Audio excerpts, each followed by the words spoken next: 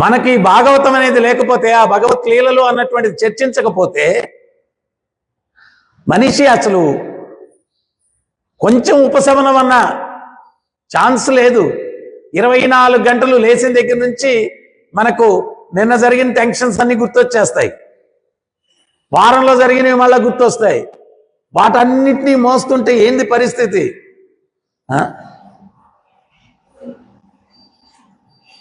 వాటి నుంచి ఉపశమనం కలగాల అంటే మందిరానికి వచ్చి భాగవతాన్ని వినాలా. ఆ భాగవతం విన్నప్పుడు అంతవరకైనా కానీ, అంటే వినేవాళ్ళకి లేండి, మనకు చాలా ఆర్ట్లు కళలు ఉంటాయి, కళ్ళు తెరుచుకొని అట్టే చూస్తుంటారు కానీ మైండ్ ఎక్కడో ఉంటుంది. దేని గురించి ఆలోచిస్తున్నామో. సో వినేవాళ్ళకి ఖచ్చితంగా ఆ మనసులో ఉన్నటువంటి కలతలన్నీ కూడా తొలగిపోతాయి. నష్టప్రాయేషు అభద్రేషు నిత్యం భాగవత సేవయా భగవతీర్ ఉత్తమ శ్లోకే భక్తిర్భవతి నైష్టికి. నష్టప్రాయేషు అభద్రేషు. ఈ దుర్భరమైనటువంటి కలియుగంలో మనందరం కూడా అభద్రతలతో ఉన్నాము. మరి ఆ భద్రతలు తొలగిపోవాలంటే నిత్యం భాగవత సేవయా, ప్రతి నిత్యం కూడా భాగవతాన్ని సేవించాలా. భాగవతాన్ని ఎట్లా సేవించడం? భాగవతాన్ని పఠన శ్రవణ, పఠించడం శ్రవణం చేయడం ద్వారా భాగవతాన్ని సేవించాలా. ఆ కృష్ణ లీలలకు ఉన్నటువంటి శక్తి ఏంటయ్యా అంటే మనలో ఉన్నటువంటి అన్ని అభద్రతలు తొలగిపోతాయి. ఆల్ ఇన్సెక్యూరిటీస్, అన్ని అభద్రతలు తొలగిపోతాయి. ప్రహ్లాదుడు అంత ప్రశాంత చిత్తంతో, రాక్షసులు చంపడానికి ప్రయత్నిస్తున్నారు, అంత ప్రశాంత చిత్తంతో ఉండగలిగాడంటే కారణం ఏంటి? భాగవత ధర్మం నరనలాల్లో జీర్ణించుకొని పోయింది.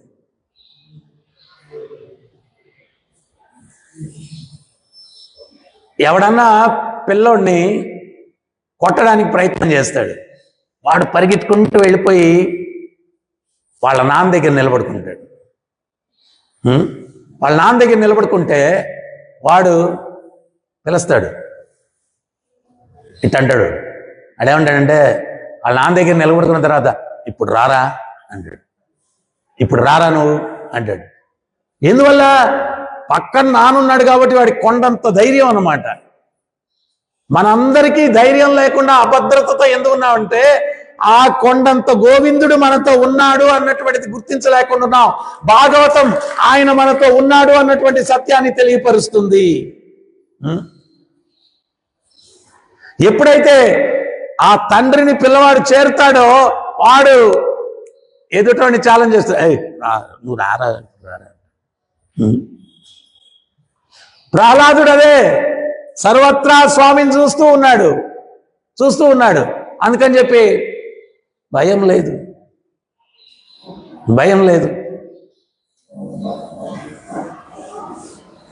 భాగవతంలో ఒక విషయం ఉంటుంది. ఈ అగాసురుడు నోరు తెరుచుకొని అపా ఉంటాడు.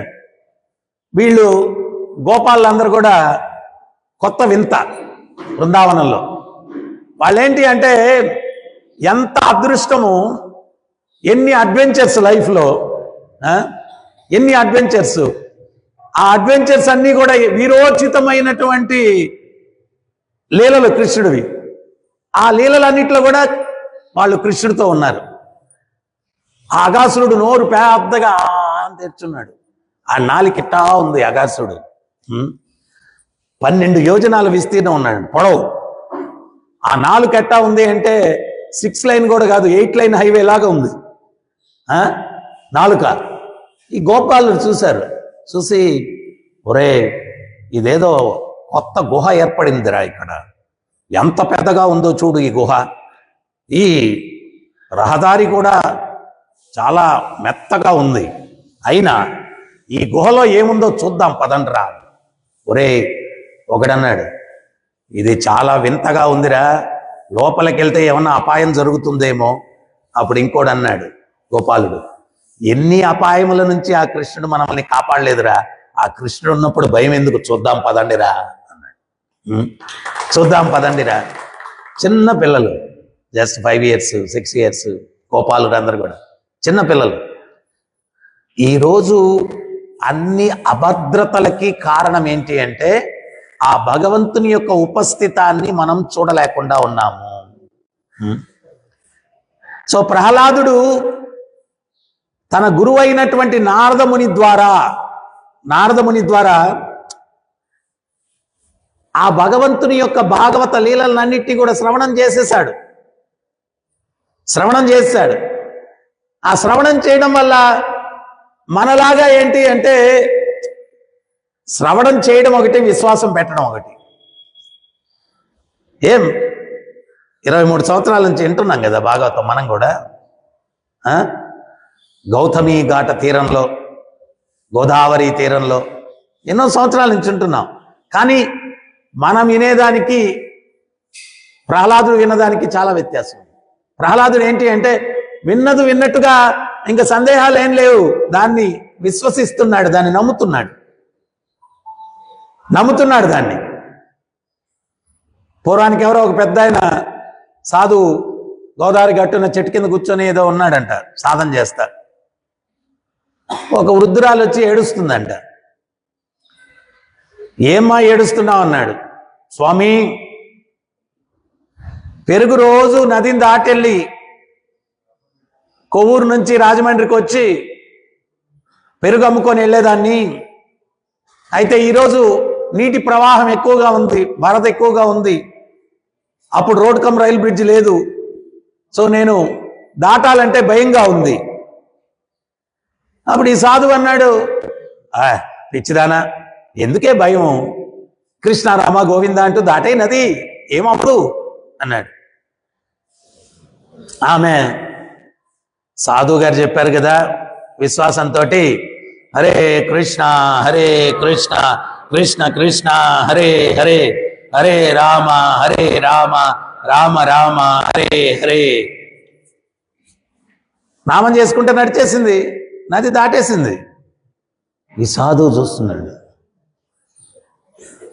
ఊరే నేనేదో ఊరికే ఉచిత సలహా ఇస్తే ఈ మనిషి నిజంగానే దాటేసిందే. సలహా తీసుకున్న మనిషే దాటేస్తే నేను ఒక ప్రయత్నం చేయాలి కదా. మళ్ళా ఆలోచించాడు, ఆమె కర్మ బాగుండేదో దాటేసింది, నా కర్మ ఎట్టుందో ఏమో, బుడుకుని మునిగిపోతే. విశ్వాసం లేకుండా హరే కృష్ణ అని పెట్టాడు, బుడుక్కుని మునిగిపోయాడు.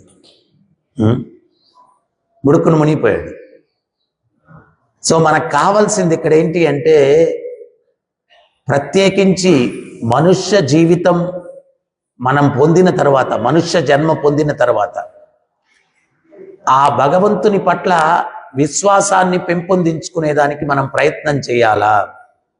ఎందువల్లంటే జీవుడికి 80 లక్షల జన్మలు ఎత్తిన తర్వాత మనుష్య జన్మ లభిస్తుంది. ఆ మనుష్య జన్మ ఎత్తిన తర్వాత ఆ హరి గురించి తెలుసుకోకపోతే మన జీవితంలో ఉన్నటువంటి క్లేశాలు హరింపబడవు.